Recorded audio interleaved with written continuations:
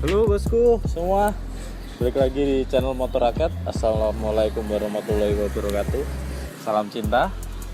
Nah, di sini udah ada motor sangar ya, motor retro, motor idaman para jadulers kayak gitu. Jadi ini adalah Kawasaki W175 SE. Oke, Kawasaki W175 SE ini keluar pada tahun 2017 akhir ya. Nah, pas keluar motor ini tuh orang-orang pada emang heboh banget ya. Dari teman-teman saya, khususnya teman-teman cowok, itu perbincangannya ya motor ini. Jadi sebuah terobosan baru ya untuk Kawasaki. Jadi meluncurkan motor, emang motor klasik banget, motor jadul kayak gitu, tapi nuansa baru emang.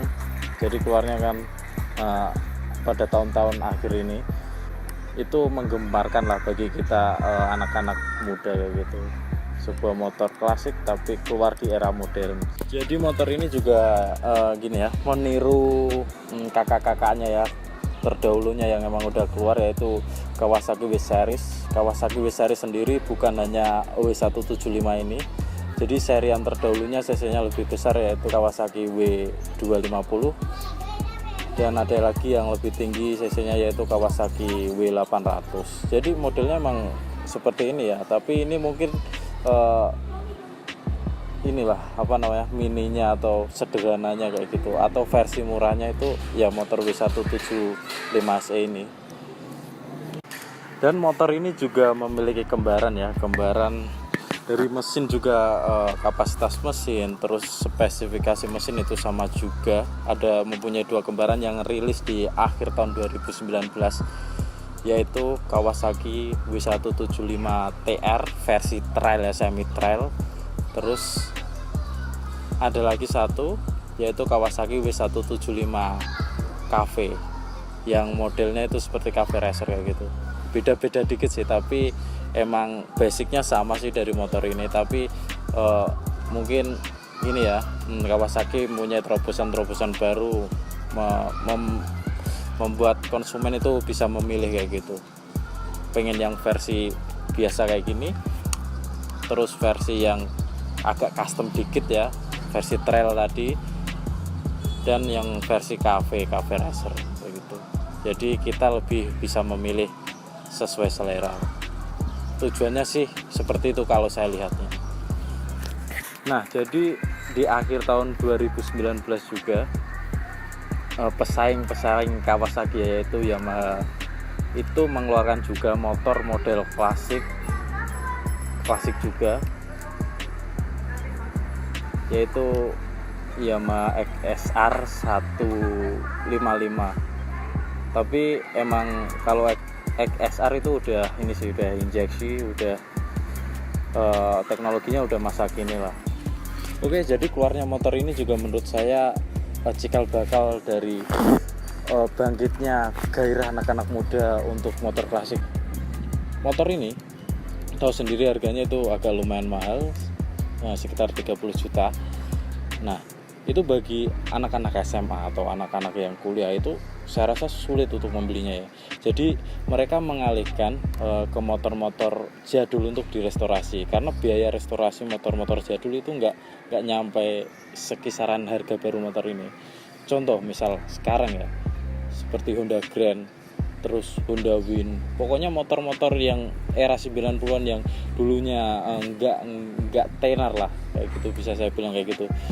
Karena motor ini menurut saya, nah itu bisa bangkit lagi kayak gitu. Dan harganya sekarang pun juga agak tinggi untuk motor-motor yang udah direstorasi seperti Astrea Grand kayak gitu. Astrea Grand kayak gitu juga kalau udah bagus, pajak jalan segala macam, itu emang harganya udah di atas 7 juta biasanya. Oke, balik lagi di Kawasaki W175 ini. Jadi ini adalah motor tampilannya klasik, teknologinya klasik, tapi keluarnya di era modern ya. Tahu sendiri motor ini masih karburator, transmisinya 5 percepatan ya. Terus sennya ini juga masih warna orange. Terus lampunya juga semua masih halogen. Bahkan saking klasiknya, motor ini tuh nggak punya indikator bensin. Jadi susah banget ini untuk mengetahui apakah bensinnya masih atau kosong. Harus dicek, dilihat ya, atau digoyang-goyang kayak gitu. Itu sih saking jadulnya, sampai teknologi-teknologi yang sekarang itu nggak masuk ke motor ini. Untuk tromol belakang itu juga masih menggunakan tromol ya pengeremannya. Kalau yang depan udah Japan. Apalagi ya, spionnya ini udah diganti ya, karena spion aslinya itu panjang. Kalau yang ini ganti biasa, ini harga 25 ribuan. Di pasar-pasar juga banyak. Kata pemiliknya sih kalau yang aslinya memang panjang, jadi susah kalau macet, mentok-mentok katanya sih gitu. Oke bosku, tadi saya juga udah nyoba ya muter-muter pakai motor ini. Itu rasanya itu nggak beda jauh sama Honda Mega Pro ya. Honda Mega Pro yang masih pakai karburator juga. Honda Mega Pro New 2007 itu rasanya mirip banget kayak gini. Mirip-mirip. Terus dimensinya juga, besarnya juga hampir sama. Saya rasa sih gitu. Mirip-mirip lah. Rasanya mirip-mirip kayak gitu. Terus ini cocok banget sih kalau untuk orang yang tingginya terbatas ya, nggak terlalu tinggi kayak gitu. Ini bisa jadi rekomendasi untuk membeli motor laki lah. Biasanya motor laki itu kan identik dengan tinggi-tinggi kayak gitu, tapi ini enggak. Jadi untuk orang yang terbatas tingginya itu bisa sekali rekomendasi untuk membeli motor ini ya. Oke, jadi kalau menurut orang motor ini itu nggak cocok untuk harian, saya rasa salah besar, karena tergantung kembali ke pemiliknya. Kalau orang yang namanya udah nyaman sama yang dia punya, itu mau dibuat harian, mau dibuat hobi, mau dibuat apapun, itu pasti nyaman-nyaman aja, tergantung feel dari yang punya.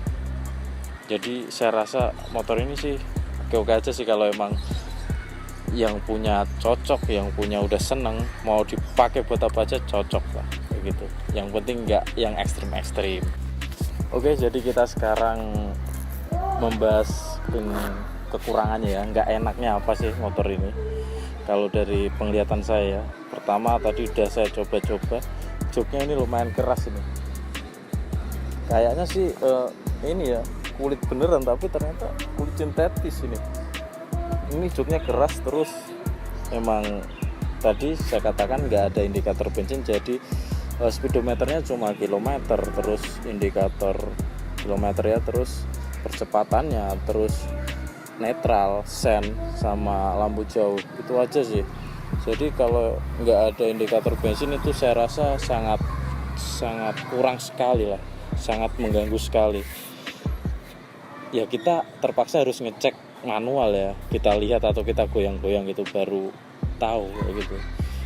Terus nggak ada standar tengahnya juga motor ini, jadi kalau kita nyuci kita nggak bisa muter-muter banyak kayak gitu.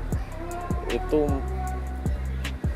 terganggu sih kalau saya itu sangat mengganggu sekali. Apalagi saya kan suka nyuci motor sendiri ya, jadi lebih puas kayak gitu sambil ngeliatin kayak gitu. Terus untuk bagel belakang juga nggak ada, jadi kalau boncengan itu harus pegang pengemudinya ya. Tapi bisa diakalin sih, kayak motor ini juga kan sudah dikasih bracket belakang ya. Bracket belakang sini juga banyak di toko-toko online, harganya juga nggak mahal. Ini sekitar 150 udah dapat bracket model kayak gini. Jadi sebenarnya kekurangan itu sudah bisa diakalin sih, walaupun ya belinya KW ya, belinya di toko-toko online, jadi barangnya ya nggak semulus barang aslinya kayak gitu. Nah, dan ini nih tangki kelihatannya dari samping kecil nih, padahal dari atas nih lebar banget ini.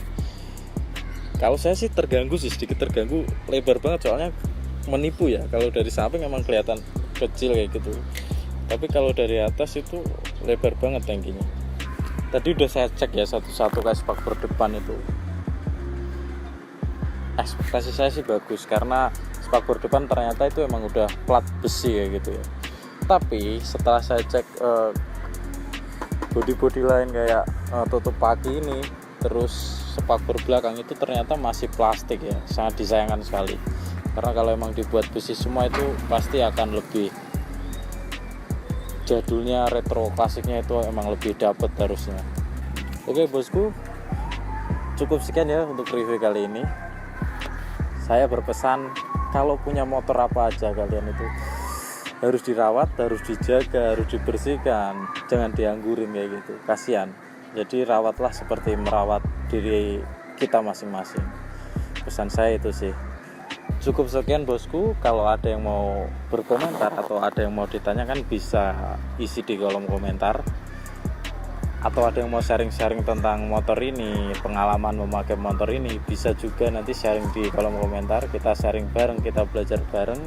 Jangan lupa ikutin terus channel Motor Rakyat, ikutin terus video-video kita, ikutin terus review-review kita selanjutnya, biar saya semangat untuk membuat video-video yang lain tentunya. Cukup sekian, terima kasih, salam cinta, wassalamualaikum warahmatullahi wabarakatuh.